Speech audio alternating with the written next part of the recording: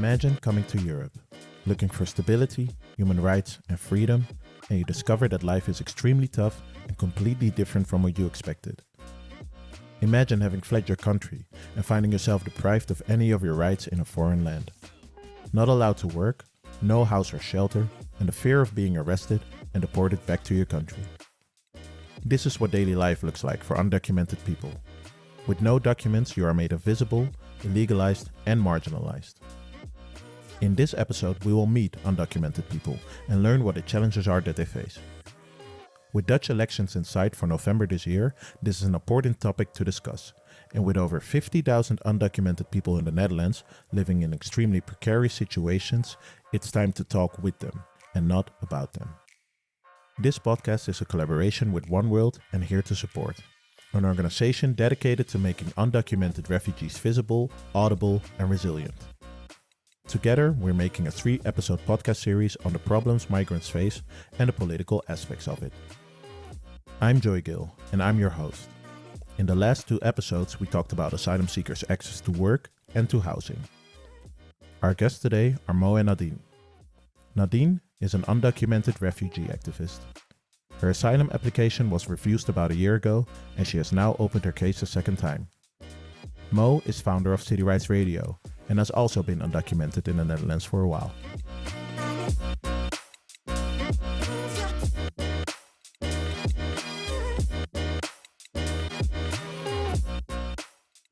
So, thank you for coming both today. Being undocumented means that you have no legal permission to reside, work, and rent in the country you live in.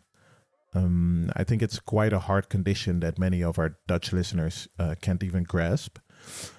Nadine, I would like to start off with you. If you were to explain with 1 or 2 words what it's like to be undocumented, what would it be? Yeah, like if I want to explain, first of all, hello. If I want to explain like in just a few words, like you are in the margins of this life. And Mo, you used to be undocumented, but you also know this experience. Yeah. What would your words be? Well, for me, it was always fear. Fear. Yeah. I would say it's a scary. Yeah, it's scary and it has everlasting scars, actually. Nadine, the margins of life. Can you explain that a bit more? Mm-hmm. As an undocumented refugee, I feel like I have very limited rights. With respect to the health, you cannot get like health insurance or other benefits. You have like very limited insurance if you are sick. Mm-hmm. And that's like always makes me feel worried about my health. Mm-hmm. With respect to the education also, I cannot like study here. Mm-hmm. You cannot follow your dreams. Also, you cannot work. You are not allowed to work without residence papers. Mm-hmm. If I want to talk about like the house, you are not stable in a house. You are moving from one camp to another. To survive, undocumented migrants depend on the municipal shelter or their own network. Mm. Also, you are unable to have your basic rights, like the right to have a bank account. As a result, you cannot live your basic life. For example, you cannot have a transportation card. As we know also, most of the places here want like to be paid by card and they do not accept cash, and that's also another problem because like we are not having like a bank card to use it. Mm-hmm. So that's also a problem. Mo, you talked about fear and everlasting scars. Could you tell us a bit more about that? The fear of uncertainty, but most importantly, I'd like to focus on the everlasting scars that the situation create. You see, in contrast to Nadine, I can have healthcare now, but because for a long time I couldn't have access to it, I'm used to being sick and just, and forget that, actually now I can go to the doctor. Yeah. Because that's how it was. Yeah. Like if you are in a situation wherein you have a headache or where you're not feeling well, you'd rather not go through the hassle of trying to access healthcare because it was difficult. So I learned how to survive with the pain, and now I have access to it. I have to be reminded when I tell my friends like, hey, I have been having stomach pain for the past days. They're like, oh, you should go to the doctor. I'm like, oh yeah, I can go to the doctor. Yeah. And that's the effect of it. And I've had my residency permit for 1.5 years now, and I'm still trying to get out of this situation of realizing like, oh, actually it's easier to go to the doctor. Yeah. So this is the kind of everlasting scars that I hope I can learn it, but a lot of things I'm not used to, and I still want to, this is the feeling. And the fear part is the fact that it was a period wherein you're very uncertain about your future. So you cannot decide what you're going to do in a week. You cannot decide what you're going to do in a month. I had to plan on a daily basis because I didn't know if tomorrow I'm going to get a negative. I didn't know if tomorrow I'm going to be kicked out of a shelter. I didn't know if tomorrow. So this fear was constant. This fear was everywhere, wherever you go. And for me, my overall experience being undocumented was the fear that I couldn't have a future, the fear that I couldn't realize my dreams, the fear that I cannot live a normal life. So, yeah. Yeah, and I can add also like I had the same like uncertain like I was always worried about, and I'm still always worried about my future. Yeah. As he said, like also I cannot plan for a long time, so like I'm always like worried what tomorrow where I will be, or shall they kick me outside because I tried or I lived that experience. They kicked me out from the as it said before.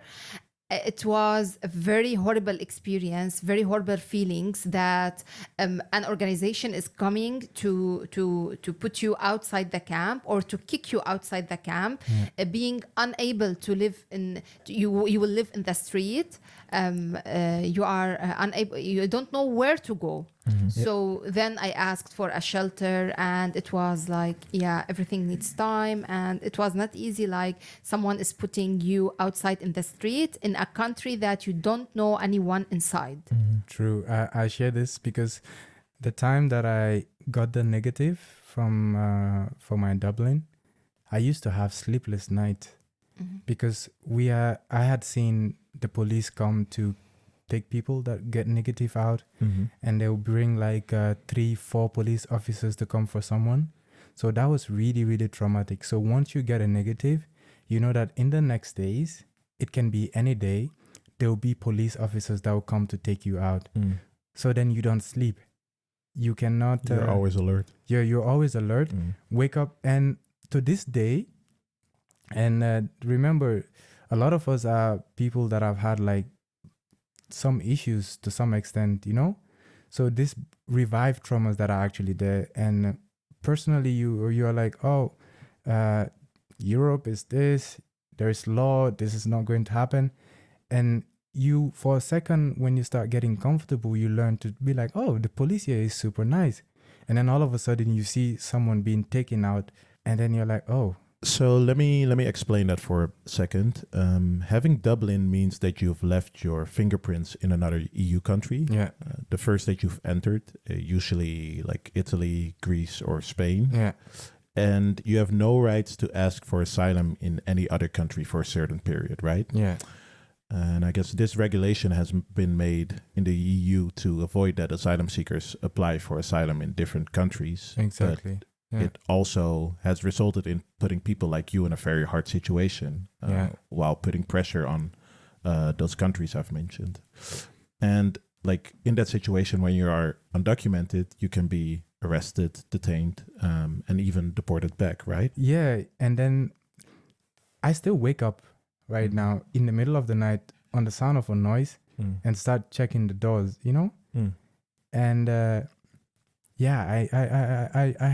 understand this feeling. Yeah, till now I feel like always afraid when I see the police. Yeah. Because it reminds me about the police who usually comes to the camps and he takes the people outside for the deportation. Yeah. So. Damn. yeah, but always living in a place of fear and being alert. Like, where's your rest? Where's your relaxation? I can explain that. I am unstable. My life is unstable. Yeah, you cannot live a stable life. Yeah.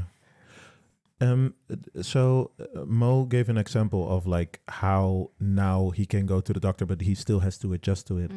You already said some things about like the things that you come across in life, like things that you bump into on a regular day, a day like this. What are some of the things that you notice that are different for you as somebody who's undocumented than for your normal peers? Just like maybe on your way over here, or just like, just the way you live today. Yeah, if you mean like the health or work or something like that. Just something, maybe, just something in general, maybe from today. Yeah, if I want like to talk, as I mentioned before, with respect, like now he can go to the doctor. I can go, but like with limited insurance, that's also a problem. With respect, like he can work, he can study. I cannot do it. I cannot do this. He can have like a bank account. I cannot have. And also like if I want to talk more, I can talk psychologically. I'm not stable psychologically. Always that trauma, as we can say, is knocking like on my door, on my life's door. I think like he can be more stable because he knows like now, okay, I had my papers, I can live my life, I can, but till now I'm always worried. I feel like I'm in the middle. I cannot go back to my country because I took negative, and at the same time like they refused me here, so what about tomorrow if they will let me stay? So I feel psychologically I feel like it's a very hard life. I feel like I'm going to be like give some spoiler alerts, but I still have those fears. They don't go with you getting the papers. And this is one of the problems with the asylum system as a whole. Whenever you come back, whenever you come out, whether you get a positive or you get a negative, there is still a lot of traumas that then starts coming. And this is, I don't know how to phrase this properly, but you go through the system and you come out and everybody's like, oh, it's great. And then you've always known how to survive only. You don't know anything else. You can go back to a point of like, okay, now I can relax or something. And then all of a sudden you have to go to school, which is beautiful, which is something that you want to do. But in reality, for me, it was like 3 years not being able to do that. So when I was in the class, it felt strange, you know, and all of a sudden you have to adjust to society. And it's like you lose how to be part of it, because for a long time you have been, I don't know, it's good. There is the good part of it. There's the fact that, you can work. You can do a lot of things that you couldn't do before. But this is also when you start letting your guards down. You start trying to be normal, trying to adjust. But then it's scary. It's difficult because you don't know. And then instead of it becoming a beautiful thing, it will take you a long time. Okay, but at least like, at least you are stable a little bit. I know that like trauma, it doesn't go like between. I understand. Directly. But if you compare between undocumented and documented, there is a big difference. I know that. Definitely. There's that's a what I huge was difference. talking about. No, it's not. I know that you have your trauma. It's not about comparing experience. What I'm trying to say is that whatever you're going through, the consequences of it is like it stays, you know, and it takes a long time. I know. Yeah, so but at least maybe you sleep like maybe like much better than me, maybe. I'm always having that worries, that fears. I understand. So Mo talked about going to school now. For you, you can't follow an education. You can't work. You can't rent right now. Like being kind of excluded from society in that way. Like, how do you feel your days then? Like what? I'm always, you feel like always inferior because you are different from others. And I feel like that's the worst feeling, that I feel like I'm a non-functional person in this society. I have like no role in this life or in this society. I cannot do anything. So I feel like I'm non-functional. I cannot like, like it takes away purpose in some way because you're not able to contribute. Right. How is that for you, Mo? Yeah, it's true. It's true, right? You cannot relate. For me, it was always about the fact that because you know this is hypothetically going to be like this, at some point you really stop trying. Like when you go one place and then you feel rejected, you feel denied, you feel like you don't belong. You go to another place, you feel like you don't belong, you know? At some point you're like, why do I go if I'm not going to be accepted either way?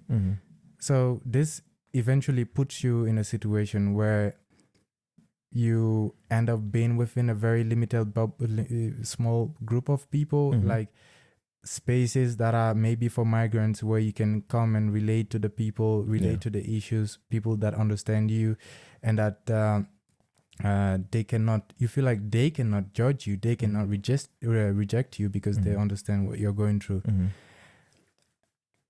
After I got my residency permit, and then you have to go back to society again, I feel like this is becoming like a comparison because I have been in both sides. But you had the experience. But now I cannot relate to a lot of places. Like, you know, like, no, this is a place that I was once rejected. I cannot understand why all of a sudden I can go there. It doesn't feel like a space for me. You know, the same as I said, like I prefer to be in a place with refugees, with organizations like who support like refugees, because these are safe places. Like you feel that the people that you are sitting with, these refugees, they have the same experience that you are having. So you feel more comfortable than the places with the other people in the society. Because for me, like I feel shy to say I'm undocumented. While in these organizations or when I'm with refugees, I don't feel shy to say I'm undocumented because like we can understand each other, we can relate. We are refugees the same. So we talked about both your experiences. And so looking forward also to the elections that are coming up, like there are definitely some, how can I say this? Things that are wrong in the system. If you were to talk about like things that could change, solutions for the way undocumented people are treated in society right now, what would you think of? One of the things that I noticed throughout my experience is the lack of knowledge of the Dutch society as a whole, of the presence of migrants in their city. So according to the Ombudsman of the Amsterdam region, there's an estimate from 20, 30, 40 to 60,000 undocumented people in Amsterdam alone. That was the previous ombudsman of the Amsterdam region, by the way. But which means if you go out on a day, the chances of you meeting a migrant is very high. There are migrants in a lot of spaces. And you cannot notice who is a migrant and who is not by the way they dress, by the way they talk, or things like that. So this makes it that you don't know who is a migrant and who is not. And the fact that they don't know that there are migrants in the city in a kind of way. Many Dutch people don't know. They just hear about the refugee crisis in Terrapel, and this feels so distant and they cannot relate to it. There are people here. And by not knowing that we are here, there can be no solutions as to how can we together try to make sure that there is a better way to, treat migrants. There's a better way to, how can you make inclusive policies and things like that that are not excluding, like the fact that today, if you don't have a bank account, you cannot access public transport. Or all these things are because we are not recognized. Mm-hmm. Most of the rules and regulations that they make about migrants are done from the perspective of a lot of people that have not gone through the migration policy, that have not been undocumented, that have not been a migrant. So the very limited laws that are made from a perspective that don't understand where we are coming from. Mm-hmm. So sometimes it's meant to help, but it ends up not working because it is designed from the perspective of someone who don't know really what is going on. Yeah, and what it's like. Yeah. Yeah. So yeah, for me, it would be like, if you're making laws about refugees, about migrants, try at least to take into account the perspective of the migrant themselves. And whether you make one law that it will be more beneficial than making 1,000 that ends up not being useful. Just listen to them. Listen. Give them a voice. Yeah. Yeah. Just like with City Rights Radio. Yeah. What about you, Nadine? Yeah, I feel like the same. They must really listen to refugees and to have maybe new rules, new ways of dealing with refugees, and especially like instead of us like taking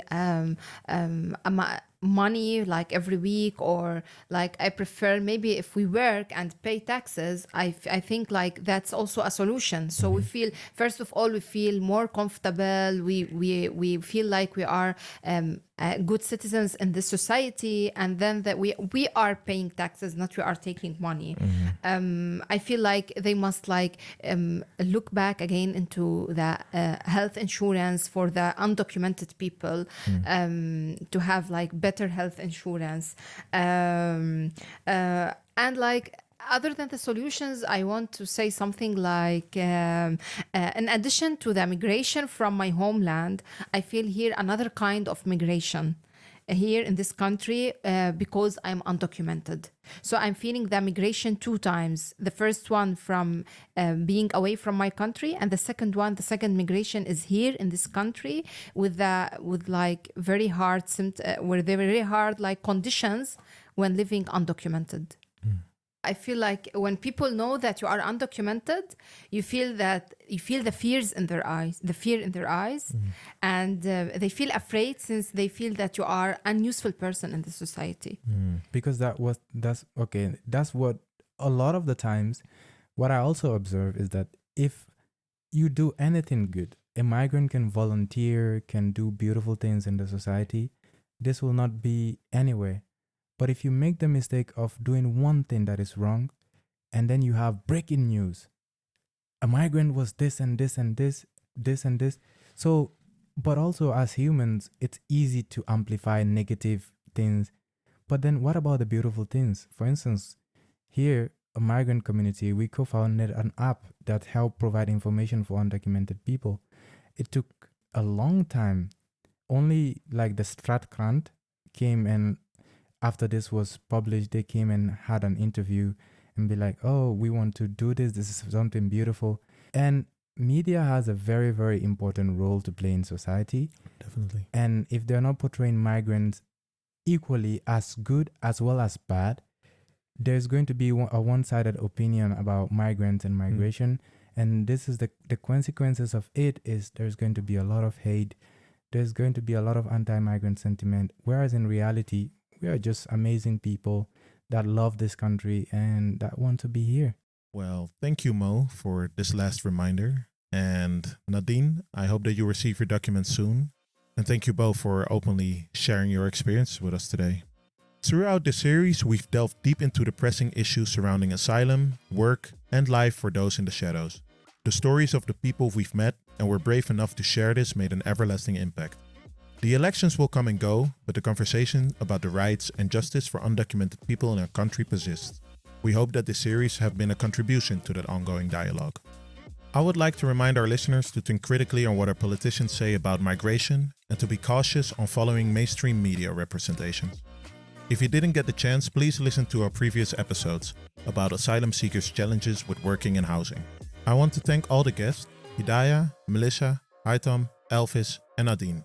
And special thanks to Mo, founder of the City Rights Radio. And also a special thanks to the organizations that have supported this series. Here to Support and One World. Don't forget to follow City Rights Radio and to download the City Rights app.